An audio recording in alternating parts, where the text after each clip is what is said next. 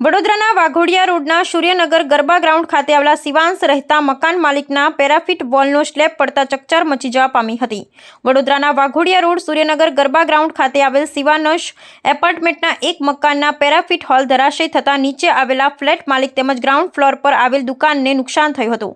સદનસીબે જે મકાનના પેરાફિટ વોલ ધરાશય થયો હતો તે મકાન માલિક પોતાના કામ અંગે બહાર હતા, તેથી મોટી દુર્ઘટના ટળી। ઘટનાની જાણ વિસ્તારમાં વાયુ વેગે પ્રસરતા લોકો તોડા ઉમટી પડ્યા હતા અને તેમજ ઘટનાની જાણ સાથે જ ફાયર બ્રિગેડ ઘટના સ્થળ પર તાત્કાલિક દોડી આવી હતી। કાટકોણ હટાવવાની કામગીરી હાથ ધરવામાં આવી। નોંધનીય બાબત એ છે કે 2021માં બનેલી આ ઇમારતને કોઈપણ પ્રકારનું મેન્ટેનન્સ કરવામાં આવતું નથી। કેવી રીતે આક્ષેપો મકાન માલિક જેની પેરાફિટ વોલ ધરાશય થઈ છે તેઓ દ્વારા કરવામાં આવ્યા હતા। હવે જોવાનું રહેશે કે કેટલી વહેલી તકે પાલિકા તંત્ર દ્વારા આ બિલ્ડિંગના સ્ટ્રક્ચર્સ સ્ટેબિલિટી રિપોર્ટ મંગાવવામાં આવે છે, જેથી ભવિષ્યમાં આવી કોઈપણ પ્રકારની દુર્ઘટના ન સર્જાય। अचानक ऊपर नीचे पड़ो એટલે હું ભાગી ગયો। એટલે કોને ઈજા થઈ છે? ઈજા કોને નહીં થઈ? ના કેટલું નુકસાન થયું તમારું? નુકસાન તો થયું છે સાહેબ। કેટલું નુકસાન થયું છે આશરે? બેડ બધું તૂટી ગયું। કયા વિસ્તારમાં આ ઘટના બની?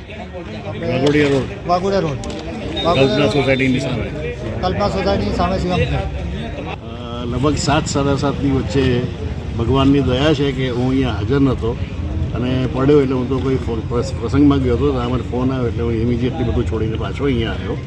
અહીંયા એને જોયું તો મારા ઘરની બી આગલી પેરાપેટની દીવાર જે છે આખી હેઠી પડી છે। મારી બાજુનું ઘર છે એને ડ્રોઈંગ રૂમની બધી દીવારોની દીવાર આખી હેઠી પડી। નીચે 3 દુકાનો હતી, કિશુભાઈ ગ્રાને છે એને ખાસું નુકસાન થયું છે। અને 2001માં બિલ્ડિંગ બની ગયેલું 2002માં શિફ્ટ થયો અહીંયા, ત્યારથી આજ સુધીમાં કોઈ બિલ્ડર અહીંયા જોવા નથી આવ્યું કે કોઈને કે લેવા દેવા નથી।